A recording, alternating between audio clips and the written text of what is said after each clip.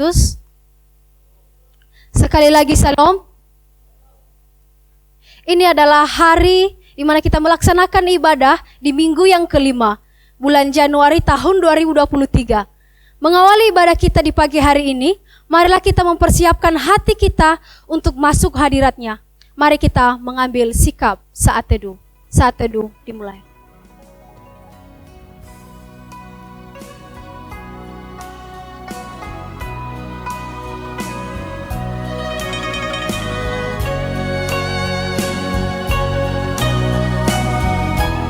Amin. Puji Tuhan setiap hari, puji keajaibannya, bersoraklah dan bersukacitalah atas perbuatannya.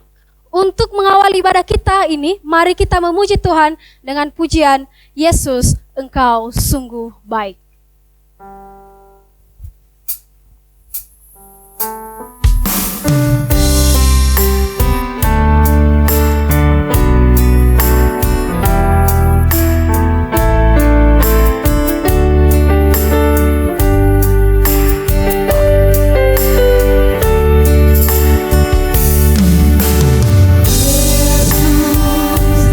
Kau sungguh baik.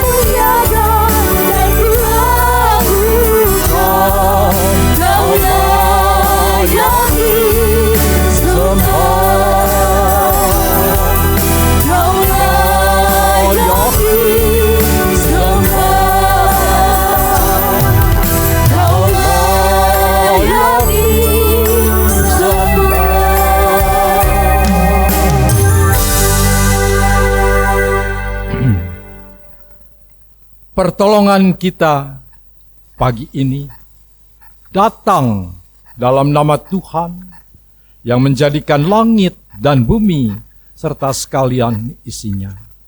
Ia yang memeliharakan kesetiaannya sampai selama-lamanya, dan Ia tidak pernah meninggalkan kita perbuatan tangannya.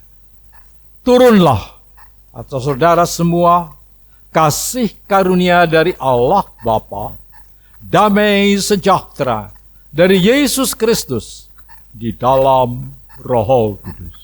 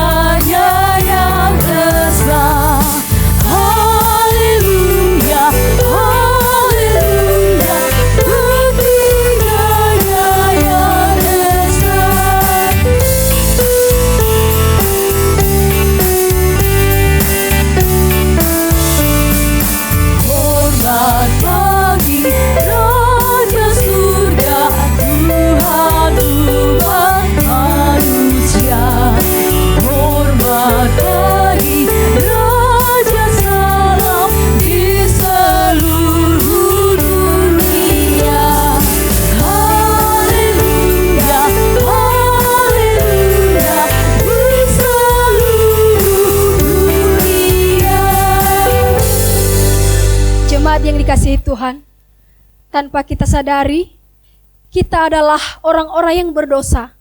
Seringkali kita mendukakan hati Tuhan dan melakukan berbagai hal-hal yang tidak sesuai dengan kebenaran firman Tuhan. Dan bahkan di dalam keseharian kita sering menjadi orang-orang yang tidak beriman, orang-orang yang munafik, yang lain di hati dan juga lain di bibir. Sebab itu, Tuhan mengingatkan kita melalui kebenaran firman-Nya yang terambil dari Yesaya pasal 29 ayat 13 berbunyi demikian. Dan Tuhan telah berfirman, oleh karena bangsa ini datang mendekatkan dengan mulutnya dan memuliakan aku dengan bibirnya, padahal hati menjauh daripadaku, dan ibadahnya kepadaku hanyalah perintah manusia yang dihafalkan. Mari kita berdoa. Ya Tuhan Allah yang bertata dalam kerajaan surga, kami tahu adalah kami orang-orang yang dipenuhi dengan keberdosaan ya Tuhan. Kami adalah orang-orang yang tidak layak di hadapan Engkau pada saat ini ya Tuhan. Dan kami adalah orang-orang yang tidak pantas sebenarnya ya Tuhan untuk masuk ke dalam kerajaan-Mu atau masuk dalam ibadah-Mu ya Tuhan pada saat ini. Tetapi Tuhan masih memberikan kesempatan bagi kami pada saat ini ya Tuhan. Ya Tuhan Yesus Kristus, kami adalah orang-orang yang berdosa. Kami tahu ya Tuhan, banyak kesalahan kami yang kurang berkenan di hadapan-Mu. Baik itu melalui pikiran kami, hati kami, dan tindakan kami sehari-hari ya Tuhan. Ampunilah kami ya Tuhan. Sebab kami juga adalah orang-orang yang berdosa, yang tidak layak, yang sebenarnya tidak layak. Dan kami memohon ampunan daripada Engkau ya Tuhan. Kiranya Engkau memberikan pengampunan bagi kami ya Tuhan. Sehingga kami tetap juga berada dalam Engkau ya Tuhan Yesus Kristus. Dan pada saat ini kami serahkan juga ibadah kami ini ke dalam tangan-Mu. Biarlah ibadah kami ini terus berjalan dengan baik ya Tuhan. Dari awal, pertengahan hingga akhir kami serahkan ke dalam tangan-Mu. Di dalam nama Tuhan Yesus kami berdoa dan mengucap syukur. Amin.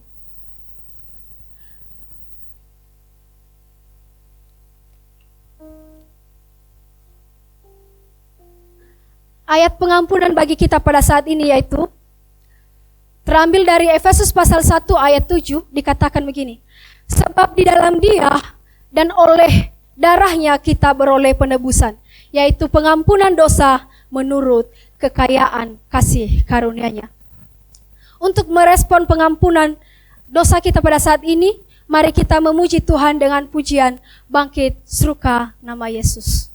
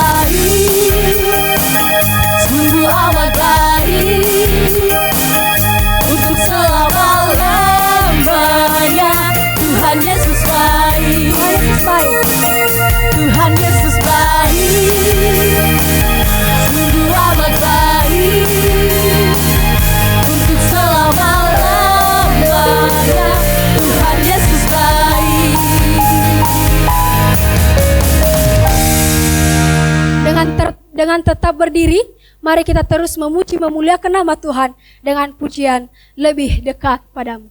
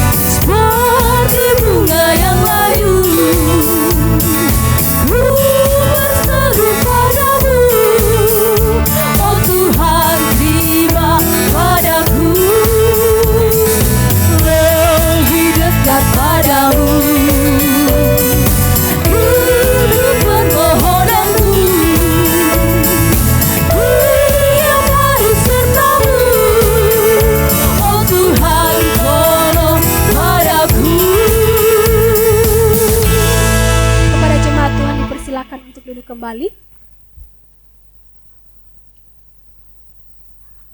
Sebelum kita mendengarkan kebenaran firman Tuhan yang disampaikan oleh hambanya, mari kita mempersiapkan hati dan pikiran kita dengan sungguh-sungguh untuk mendengarkan kebenaran firman Tuhan.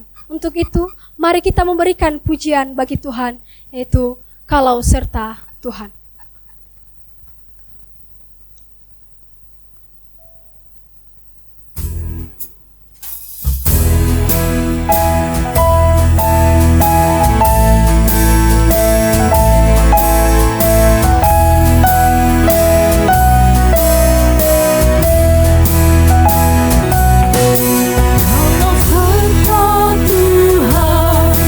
Dalam perjalanan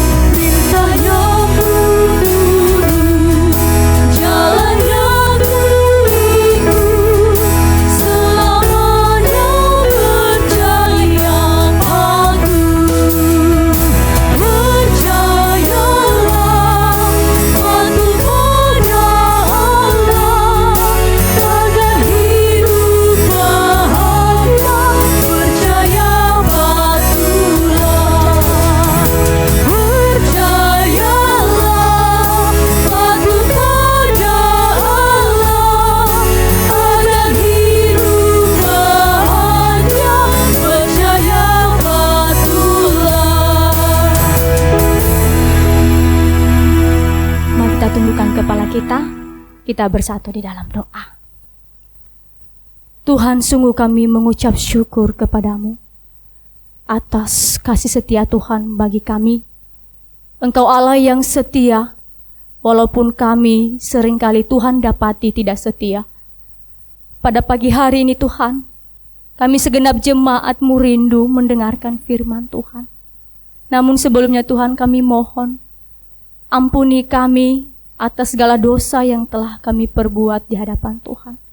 Layakkan kami datang di hadirat-Mu pada pagi hari ini, urapi hati kami, urapi telinga kami ya Tuhan, sehingga firman-Mu yang kami dengarkan pada pagi hari ini tidak berlalu sia-sia ya Tuhan, tapi dapat menguatkan iman kami, dapat mempertobatkan kami dari kelakuan buruk kami, dan juga senantiasa menuntun kami di dalam menjalani satu minggu ke depan. Terima kasih Bapa, hamba-Mu yang lemah dan hina ini, Tuhan pakai dengan kuasa Roh Kudus-Mu, sehingga hamba-Mu dapat berkata-kata sesuai dengan kebenaran firman Tuhan. Terima kasih ya Bapa, inilah jam pemberitaan firman Tuhan, kami serahkan semuanya ke dalam tangan kuasa-Mu. Di dalam nama Tuhan Yesus kami berdoa. Amin. Salam Bapak Ibu. Saya percaya kita semua yang hadir di tempat ini mempunyai kerinduan untuk selalu merenungkan firman Tuhan. Seperti tema kita yang tertera di layar monitor, bangkitlah Tuhan. Maka kita akan renungkan dia saat ini di dalam 1 Samuel pasalnya yang ke-7. 1 Samuel pasalnya yang ke-7 ayatnya yang ke-5 sampai ke-10. Dan kita nanti baca satu kitab lagi di dalam Mazmur pasal 44 ayatnya yang ke-24. Sekarang kita baca 1 Samuel pasal 7 ayatnya yang ke-5 sampai ke-10. Jikalau Bapak Ibu sudah menemukannya, Bapak Ibu dapat membacanya sendiri dan biar saya bacakan kepada kita semua. Ayat yang ke-5. Lalu berkatalah Samuel, kumpulkanlah segenap orang Israel ke Mizpah, maka aku akan berdoa untuk kamu kepada Tuhan. Setelah berkumpul di Mizpah, mereka menimba air dan mencurahkannya di hadapan Tuhan. Mereka juga berpuasa pada hari itu dan berkata di sana, kami telah berdosa kepada Tuhan. Dan Samuel menghakimi orang Israel di Mizpah. Ketika didengar orang Filistin bahwa orang Israel telah berkumpul di Mizpah, majulah raja-raja kota orang Filistin mendatangi orang Israel. Serta didengar orang Israel demikian, maka ketakutanlah mereka terhadap orang Filistin. Lalu kata orang Israel kepada Samuel, janganlah berhenti berseru bagi kami kepada Tuhan, Allah kita, supaya ia menyelamatkan kami dari tangan orang Filistin itu. Sesudah itu, Samuel mengambil seekor anak domba yang menyusu, lalu mempersembahkan seluruhnya kepada Tuhan sebagai korban bakaran. Dan ketika Samuel berseru kepada Tuhan bagi orang Israel, maka Tuhan menjawab dia. Sedang Samuel mempersembahkan korban bakaran itu, majulah orang Filistin berperang melawan orang Israel. Tetapi pada hari itu Tuhan mengguntur dengan bunyi yang hebat ke atas orang Filistin dan mengacaukan mereka, sehingga mereka terpukul kalah oleh orang Israel. Kita baca di dalam Mazmur pasal 44 Bapak Ibu. Kita baca secara bersama-sama. Mazmur 44 ayatnya yang ke-24. 3, 2 ya. Terjagalah, mengapa engkau tidur ya Tuhan? Bangunlah, janganlah membuang kami terus-menerus. Demikian firman Tuhan yang kita baca pada pagi hari ini. Bapak Ibu yang terkasih di dalam Tuhan kita Yesus Kristus, ada satu peristiwa yang masih terngiang-ngiang di dalam pikiran saya sampai saat ini ketika saya masih duduk di bangku SD, di mana ada salah satu teman kelas saya yang kehilangan buku tugasnya. Dan teman saya ini melaporkan hal itu kepada guru wali kelas kami. Kemudian wali kelas kami mengumpulkan kami semua di dalam kelas dan menginterogasi kami semua. Dan pada saat itu nggak ada yang mengaku bahwa telah mencuri buku tugas teman kami ini. Lalu akibatnya Bapak Ibu, guru wali kelas kami ini menghukum kami satu kelas kecuali teman kami yang kehilangan buku itu. Dia menyuruh kami dengan berdiri satu kaki dengan kedua tangan memegang telinga. Dan itu berlangsung sepanjang 1 jam pelajaran. Bayangkan itu Bapak Ibu betapa pegalnya kaki kita berdiri dengan satu kaki dan memegang telinga.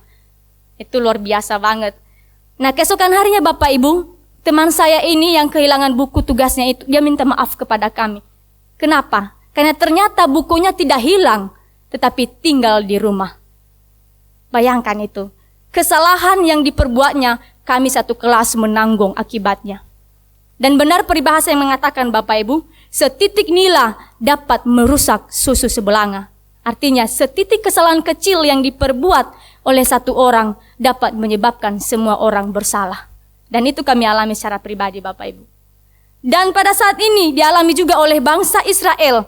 Kelalaian Imam Eli di dalam mendidik anaknya Hofni dan Pinehas membuat mereka bertumbuh menjadi anak yang tidak menghormati kekudusan Tuhan dan tidak menghormati persembahan korban yang diberikan kepada Tuhan. Apa akibatnya? Allah murka menghukum keluarga Imam Eli dan dampaknya kepada bangsa Israel. Bangsa Israel mengalami kekalahan. Bukan hanya itu, tabut Allah dirampas oleh orang Filistin dari tengah-tengah bangsa Israel. Maka Bapak Ibu, di kisah di dalam 1 Samuel pasal 7 ini yang kita baca tadi merupakan kelanjutan dari peristiwa orang Israel dikalahkan oleh orang Filistin. Di pasal ini menceritakan kepada kita keadaan yang mereka alami setelah mereka mengalami kekalahan. Apa yang mereka alami? Yaitu bangsa Israel mengalami yang namanya kemerosotan iman. Dari mana kita mengetahui hal itu? Kita dapat membacanya di dalam ayat yang kedua sebelum ayat yang kelima. Mari kita perhatikan ayat yang kedua Bapak Ibu. Sejak saat tabut itu tinggal di Kiryat Yearim, berlalulah waktu yang cukup lama, yakni 20 tahun, dan seluruh kaum Israel mengeluh kepada Tuhan.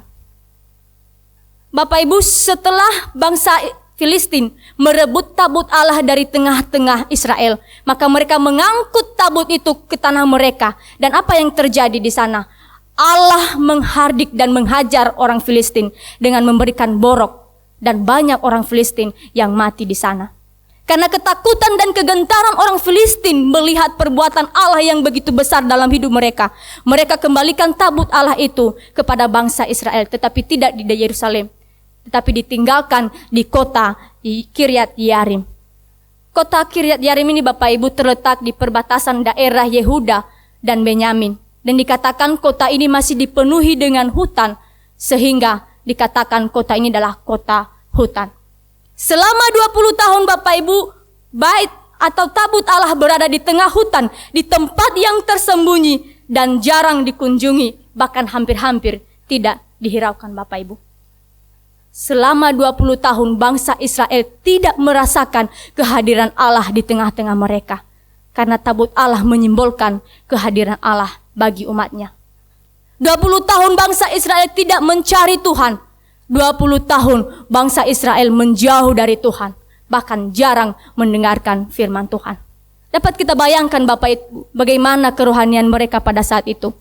Seumpama bunga yang tidak disiram beberapa hari, pasti layu, kering, dan mati. Bangsa Israel mengalami kekeringan rohani. Mereka tidak mempunyai kerinduan untuk mencari Tuhan. Mereka tidak mempunyai kerinduan untuk merenungkan firman Tuhan. Apa yang mereka lakukan? Mereka cenderung menyembah Baal.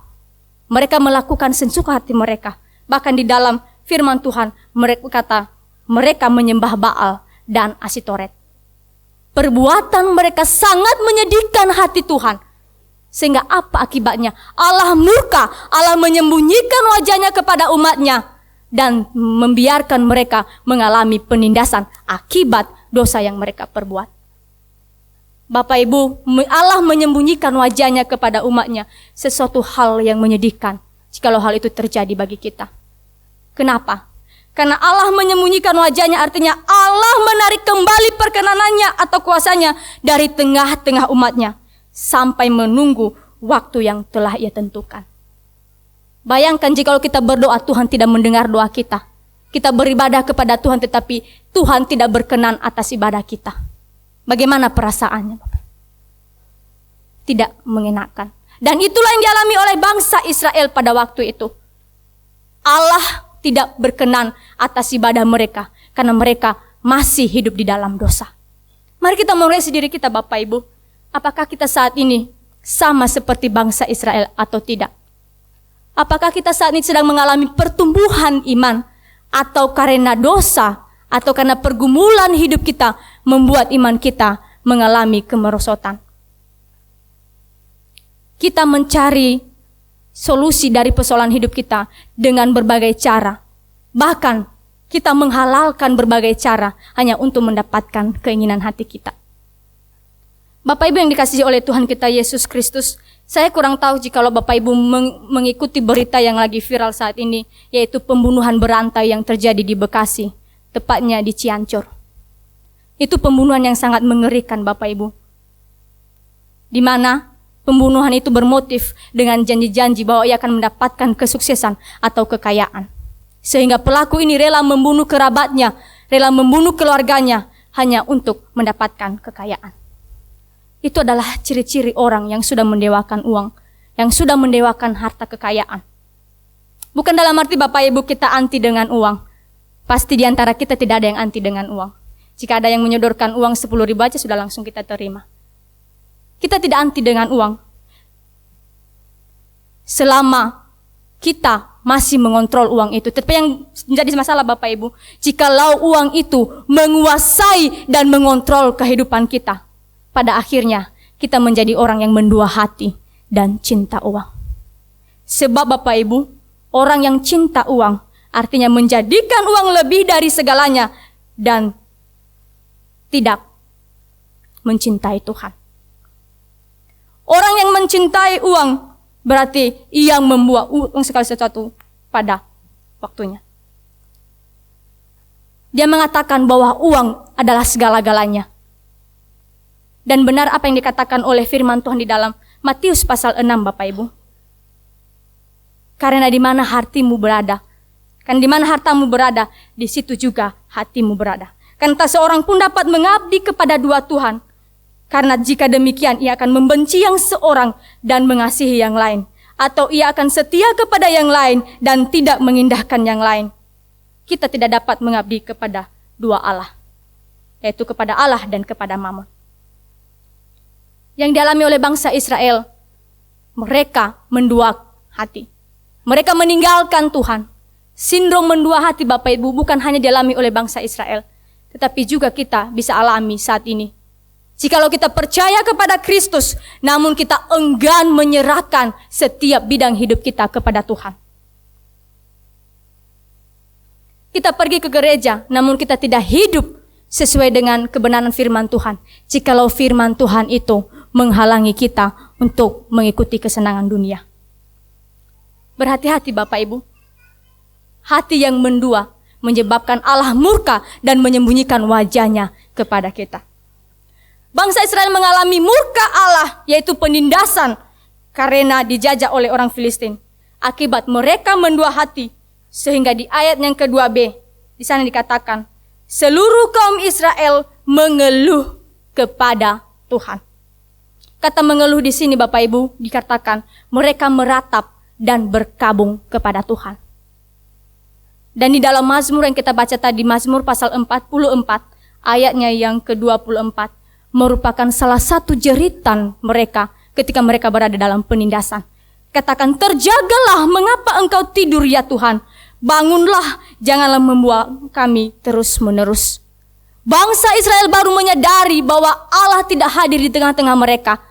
Bangsa Israel baru menyadari bahwa Tuhan tidak lagi berkenan dengan ibadah mereka.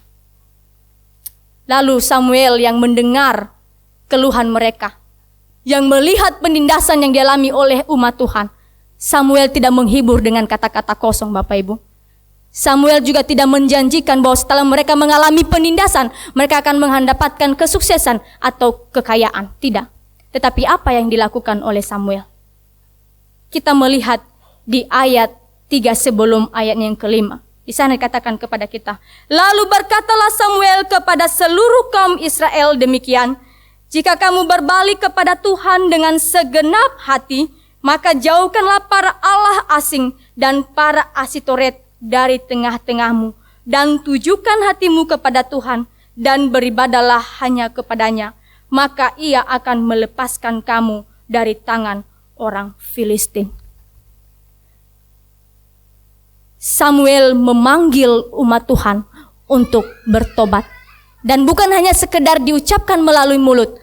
Pertobatan harus dimulai dari dalam. Artinya dengan segenap hati.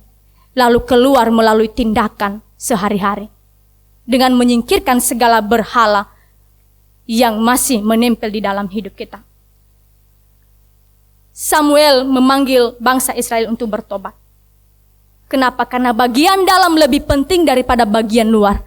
Hati Bapak Ibu tidak dapat dilihat dan merupakan hal yang tersembunyi dan rahasia. Yang dapat melihatnya adalah hanya Tuhan.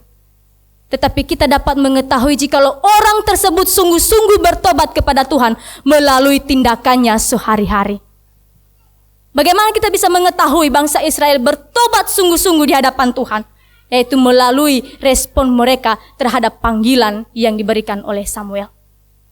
Maka di dalam pasalnya yang ke-7 ayat 6, di situ tertera secara jelas kepada kita mengatakan.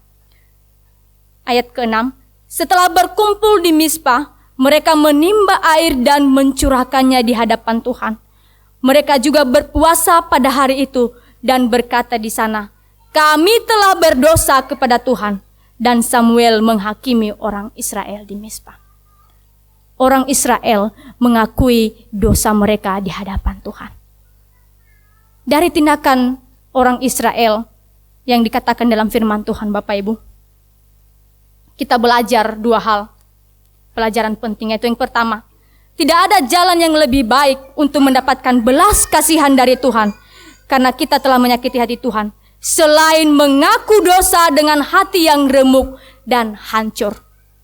Mengakui dosa di hadapan Tuhan menunjukkan bahwa kita ini lemah dan tak berdaya tanpa Tuhan. Setiap saat kita membutuhkan pertolongan Tuhan dalam aspek hidup kita. Yang kedua, pelajaran penting yang kita dapatkan dari tindakan bangsa Israel. Tuhan akan memberikan jalan keluar atas penderitaan kita. Namun kita yang bersalah pun harus menata ulang kehidupan yang salah menjadi benar. Dalam kegagalan bangsa Israel menaati Tuhan, Samuel memulai penataan ulang dengan memanggil mereka untuk kembali kepada Tuhan. Maka kita melihat apa ending dari pertobatan yang dilakukan oleh bangsa Israel. Allah kembali berkenan mendengar seruan mereka. Allah kembali berkenan hadir di tengah-tengah mereka. Dan yang kedua apa Bapak Ibu? Allah bangkit berperang melawan musuh umatnya dan membebaskan umatnya dari perbudakan. Mari kita lihat ayat yang ke-10. Di sana tertera kepada kita mengatakan, sedang Samuel mempersembahkan korban bakaran itu, majulah orang Filistin berperang melawan orang Israel. Tetapi pada hari itu Tuhan mengguntur dengan bunyi yang hebat ke atas orang Filistin dan mengacaukan mereka, sehingga mereka terpukul kalah oleh orang Israel. Inilah kemenangan yang besar yang dialami oleh bangsa Israel setelah mereka mengaku dosa di hadapan Tuhan. Kita juga mengalami kemenangan yang besar Bapak Ibu, jika kita mengaku dosa kita di hadapan Tuhan. Mungkin ada hal-hal yang kurang berkenan di hati Tuhan. Setiap perbuatan kita, setiap tutur kata kita, bahkan tindakan kita kepada sesama. Mari kita memohon ampun kepada Tuhan. Mari kita meninggalkan semuanya itu. Saat ini Tuhan memanggil kita untuk meninggalkan dosa, lalu datang kepadanya. Meninggalkan dosa yang sudah menjadi kebiasaan kita Bapak Ibu, merupakan sesuatu hal yang sulit. Dan itulah yang menjadi penderitaan dalam diri kita, dan yang menjadi musuh dalam diri kita. Mari kita datang memohon belas kasihan dan pertolongan dari Tuhan. Dengan berseru, bangkitlah Tuhan, terjagalah, mengapa engkau tidur?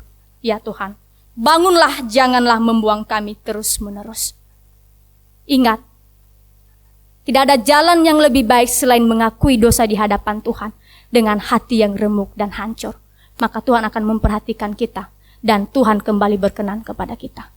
Jikalau selama ini kita sudah terlalu jauh dari Tuhan, kembalilah kepada Tuhan. Mari kita mengakui segala dosa kita di hadapan Tuhan. Saya secara pribadi tidak mengatakan aku sudah kudus di hadapan Tuhan. Pasti secara tidak sadar saya sudah melakukan dosa di hadapan Tuhan. Mungkin menyinggung sesama, atau mungkin menggosipkan sesama, atau mungkin saya sudah salah berbicara kepada orang lain.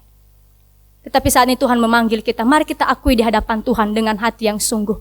Maka Tuhan akan berkenan dengan ibadah kita. Percuma kita berteriak-teriak, bernyanyi di hadapan Tuhan, tetapi kelakuan kita jauh dari kebenaran firman Tuhan. Mari kita mengoreksi hati kita Bapak Ibu. Saya memberikan kesempatan kepada kita saat ini selama 5 menit. Mari kita mengakui dosa kita di hadapan Tuhan. Nanti saya tutup kita di dalam doa. Mari kita berdoa.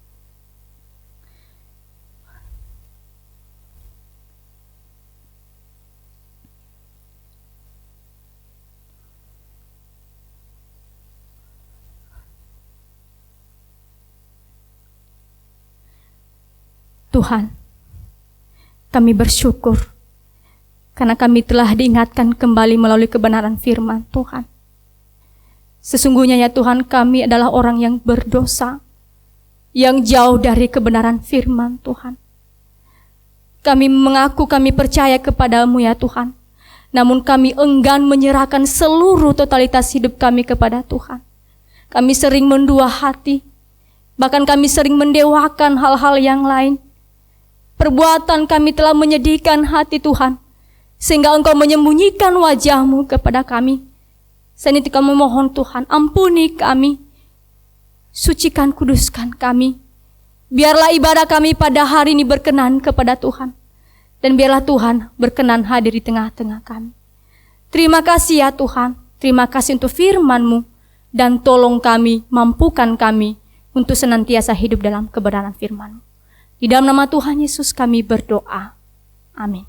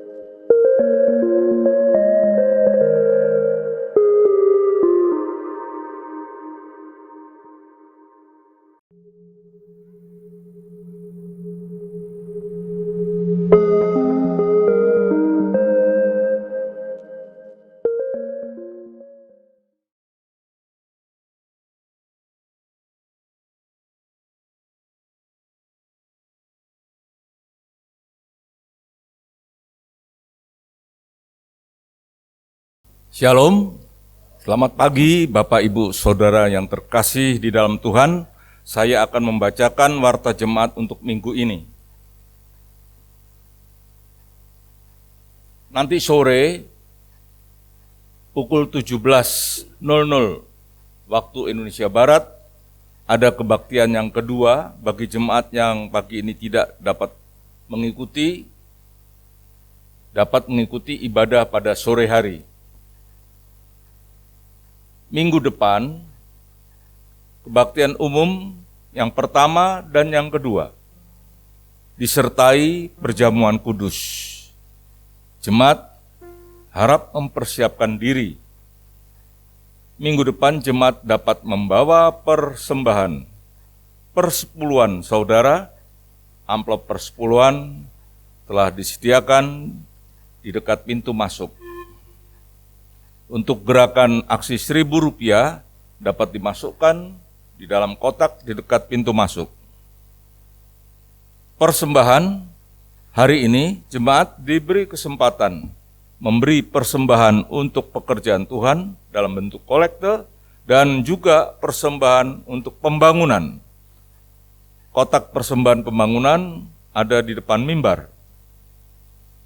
Persembahan hari ini akan dikumpulkan oleh Saudari Fani dan Saudari Grace. Pada yang bertugas silakan maju ke depan.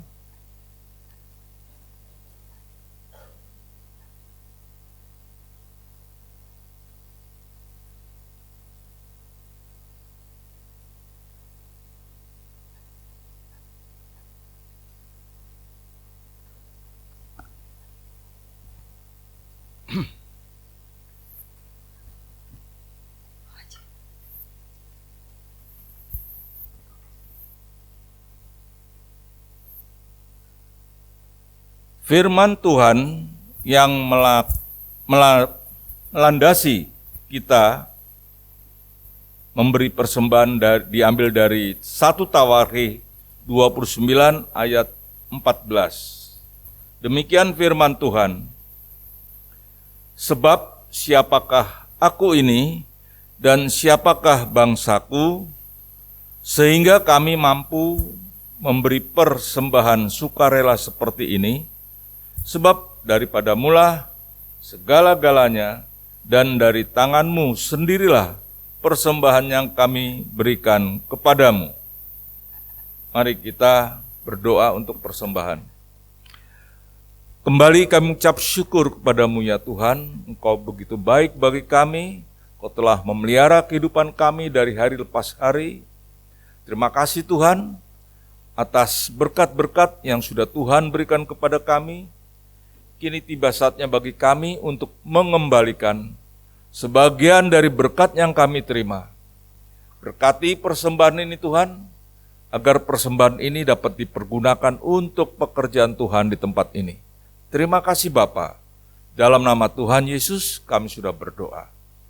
Amin. Sementara persembahan dijalankan, kita memuji Tuhan dengan pujian Beri Syukur Senantiasa.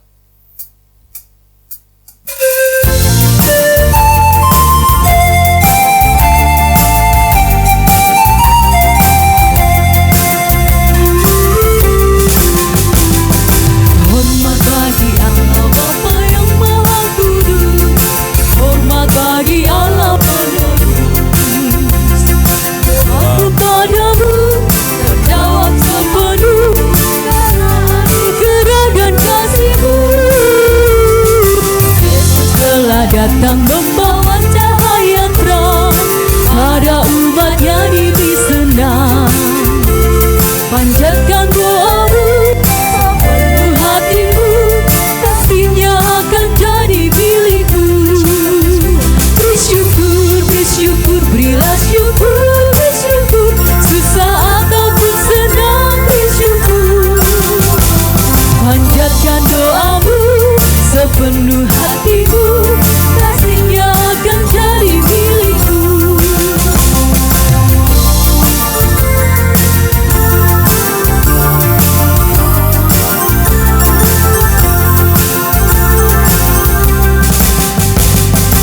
Hormat bagi Allah Bapa yang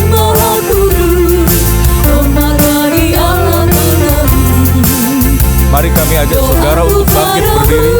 Terjawab sepenuh karena anugerah dan kasih-Mu. Percayalah pada umat-Nya diberi serah. Panjatkan doamu sepenuh hatimu, kasih-Nya akan jadi milikmu. Bersyukur, bersyukur, berilah syukur, bersyukur, bersaat ataupun senang, bersyukur. Panjatkan doamu sepenuh hatimu, kasih-Nya akan jadi milikmu. Bersyukur, bersyukur, berilah syukur, bersyukur, bersaat ataupun senang, bersyukur. Panjatkan doamu sepenuh hatimu, kasih-Nya akan jadi milikmu. Kasih-Nya akan jadi milikmu. Kasih-Nya akan jadi milikmu. Kasih-Nya akan jadi milikmu.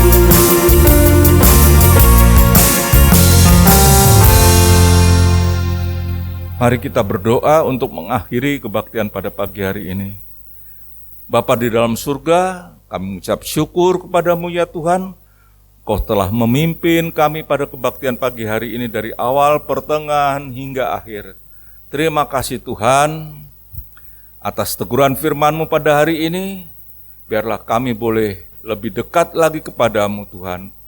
Melepaskan segala kedagingan kami dan kami boleh hidup lebih kudus di hadapan Tuhan. Terima kasih Bapa. Kami berdoa untuk Saudari Amina yang telah memberitakan firman Tuhan pada pagi hari ini. Kiranya Tuhan akan pelihara kehidupannya, Tuhan akan memberkati pekerjaannya. Biarlah melalui pekerjaan ini banyak dapat jiwa yang dapat diselamatkan. Bapa di dalam surga, kami berdoa untuk hamba-hamba Tuhan, baik yang berada di pusat maupun yang ada di pos PI. Kiranya Tuhan juga akan memelihara kehidupan mereka. Tuhan akan mencukupi akan segala kebutuhan mereka. Dan Tuhan berkati pekerjaan mereka. Dan juga kami berdoa untuk jemaat di tempat ini Tuhan. Mereka yang sedang sakit biarlah Tuhan jamah, Tuhan sembuhkan.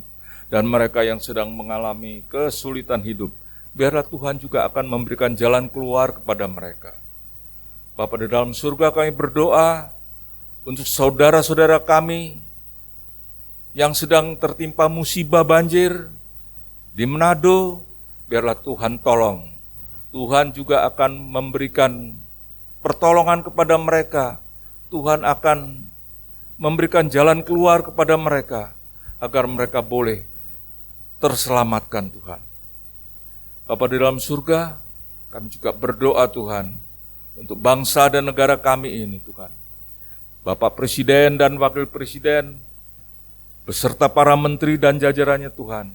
Kiranya Tuhan akan memberikan hikmat, akal budi, kebijaksanaan agar mereka mampu untuk melaksanakan tugas-tugasnya dengan baik dan benar.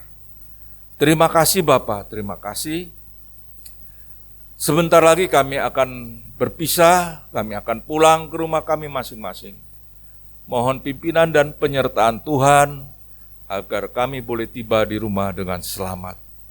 Terima kasih Bapa. Di dalam nama Tuhan Yesus kami sudah berdoa. Amin.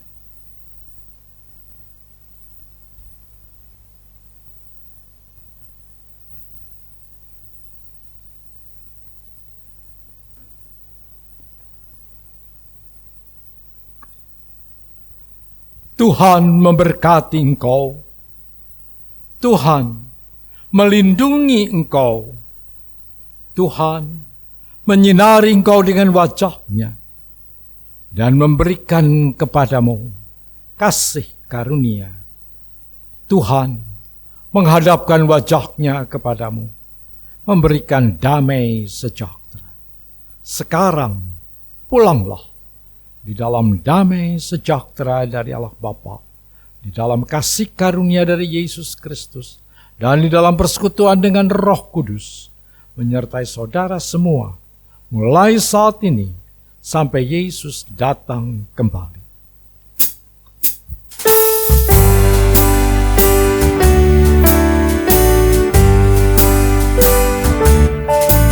Bapa, terima kasih. Bapa, terima kasih. Bapa di dalam surga,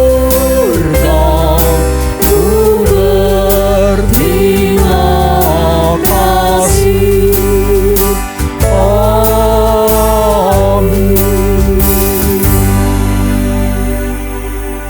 Silakan duduk dan doa teduh.